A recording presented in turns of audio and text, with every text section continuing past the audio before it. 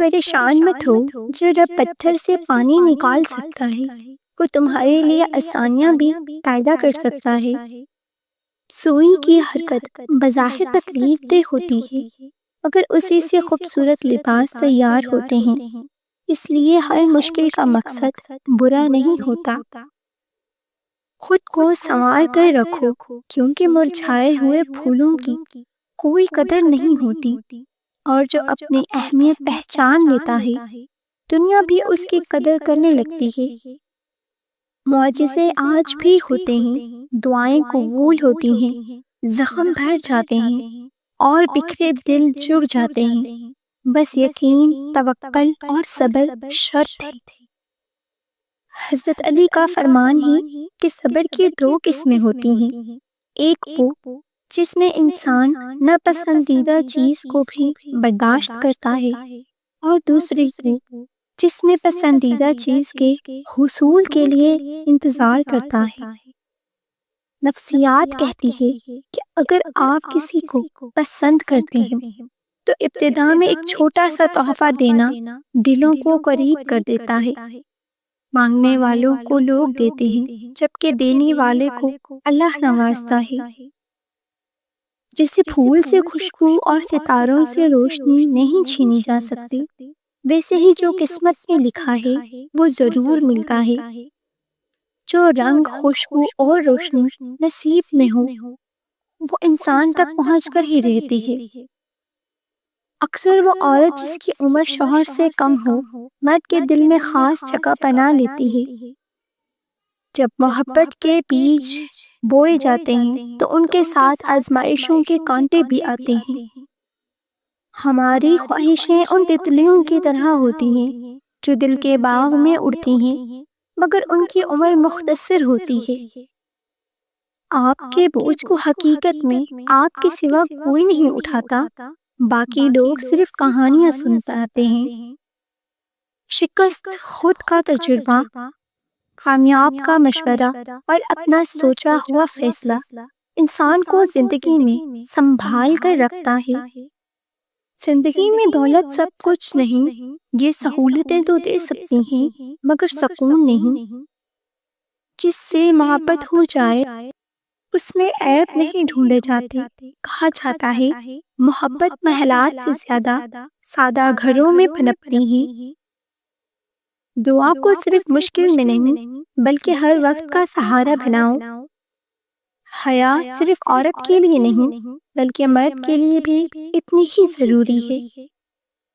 اچھے لوگوں کو اگر بار بار ٹھکرا دو تو وہ ٹوٹتے نہیں بلکہ خاموشی سے دور ہو جاتے ہیں۔ وفاداری مرد یا عورت کی نہیں بلکہ انسان کی تربیت اور فطرت کی پہچان ہوتی ہے۔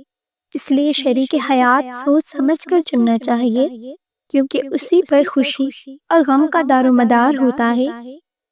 عورت کی بڑی قربانی یہ ہے کہ وہ بہت سی باتوں پر خاموش رہتی ہے، لیکن جب حق کی بات کرے تو لوگوں کو اس کا انداز سخت لگتا ہے۔ آپ کی اصل دولت وہ لوگ ہیں جو آپ کے پیچھے آپ کے لیے دعا کرتے ہیں۔ کچھ لوگ اس لیے اچھے نظر آتے ہیں کیونکہ انہیں برائی کا موقع نہیں ملا ہوتا، اور جیسے ہی موقع ملتا ہے ان کی حقیقت سامنے آ جاتی ہے۔ وہ شخص کیسا ہے جو باہر اچھا اور گھر میں بد اخلاق ہو؟ زندگی میں مخلص رہنا آسان نہیں، بغیر مطلب کسی کے ساتھ جڑ کر رہنا ہر کسی کے بس کی بات نہیں۔ جلد ہمت مت ہارو، کیونکہ اگلا لمحہ کیا لائے کوئی نہیں جانتا۔ معجزے تو ہر روز ہوتے ہیں۔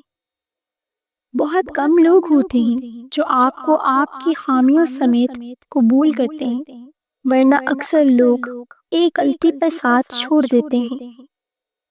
عزت دار ہونا مشہور ہونے سے کہیں بہتر ہے۔ زیادہ مذاق انسان کی قدر کم کر دیتا ہے۔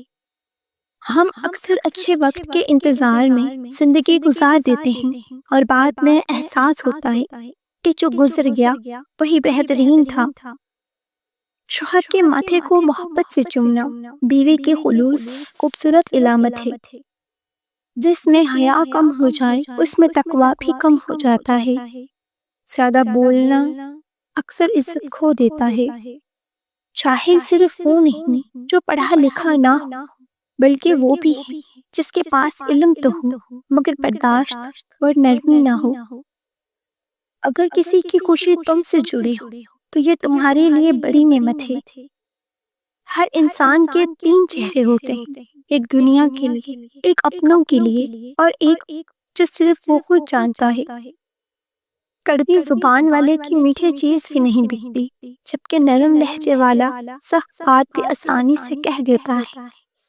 عقل مند لوگ کہتے ہیں خطرناک چیزوں سے فاصلہ رکھنا چاہیے، مگر جاہل سے ہر صورت دور رہنا چاہیے۔ رشتوں میں توازن نہ رہے تو خاموشی اختیار کرنا بھی دانش مندی ہے۔ لہجہ اور الفاظ انسان کو بغیر دیکھے بھی متاثر کر سکتے ہیں۔